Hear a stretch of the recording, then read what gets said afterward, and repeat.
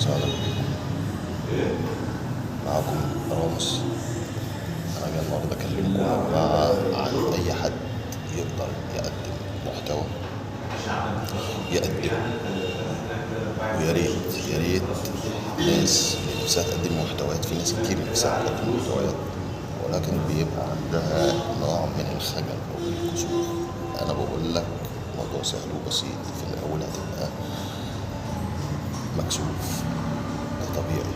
أنا مريت بالمواقف دي علشان أقعد قدام الكاميرا أو أكلمكوا زي ما بكلمكوا دلوقتي كده.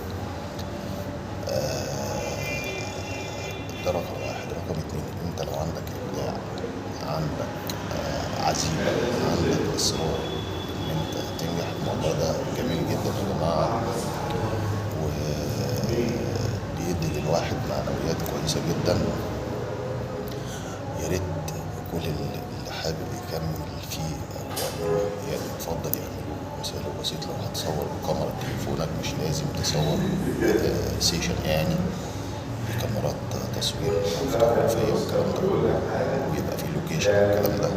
لا، انت ممكن تقدر تصور لحظاتك الطبيعية عادي خالص، بأقل التكلفة، بأقل كل شيء.